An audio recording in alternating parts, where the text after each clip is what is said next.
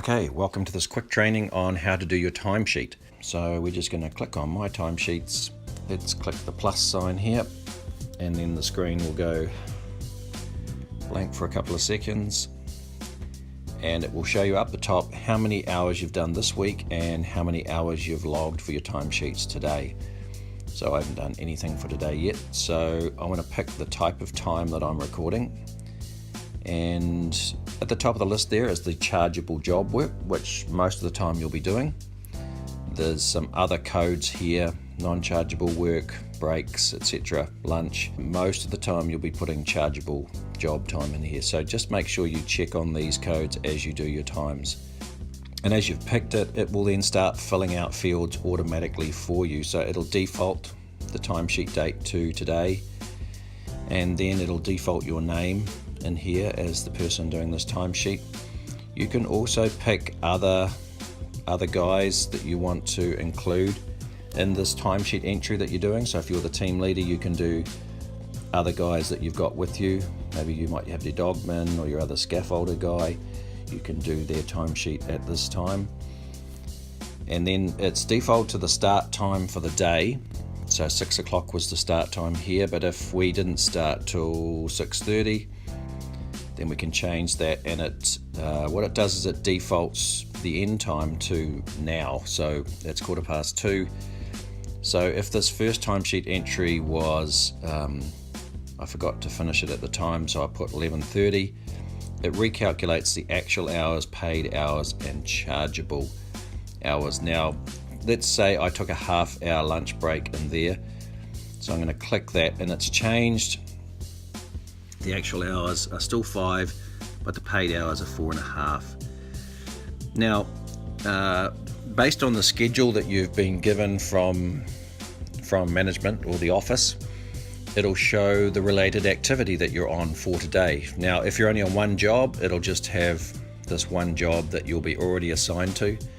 If you've got 2 or 3 jobs, you just need to go through there and tick which one you're actually working on for this particular timesheet. And then just scroll down, it'll attach which asset or a piece of equipment that you might be working on. So in this case, you're working on a Favco 1500 crane.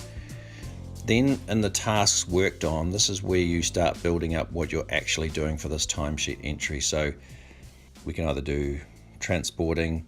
Now there'll be different tasks that you can pick from here, and if there's any missing, please let us know and we can add those in. So say we're doing delivery, and it will add to the work notes there. Then we can actually put a full stop in there, and also spoke with the driver, and those go on as the comments for your timesheet. You can take a photo. You can either take a photo or choose a photo from the gallery. And down the bottom here, if this client required signature for this work, then when you're doing this timesheet, you can just hand it over to the client site manager, tap to add a signature, sign it, and then that puts their signature on it. Then pick their name. So if it's Jeff, you can put his name, that's who signed that one, or you can add a contact with the little plus sign on there at the moment, put their details in. It's quite important to, of course, capture that, because we can't interpret their signatures sometimes. And then you just hit submit, and that's as quick as it is to add your timesheet. Now, because the client signed that, all right, it's come up as client approved as your status already. So if we want to do another one, just add the plus again, and we're going to pick a chargeable job again for this one. Chargeable job. You can see that it's recorded today. I've now done 5 hours today. It's done the date again, my name again. Maybe another guy turned up, so maybe JS turned up. And it's the start time is from the last end time from the last entry that you did. So it tries to stack all your timesheets properly in order, and you don't miss any time out then. So we've got start time, end time, actual hours, no lunch break. It's scheduled us to the right activity because we're only on one of them.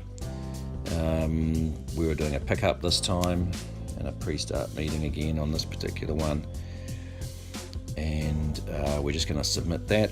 We didn't get the client to sign this one, and so you can see that it's put in those two timesheets, 6:30 to 11:30, and the client approved that one, but the 11:30 to 2:15 is not signed yet. So that's as quick as it is to do your timesheet entries.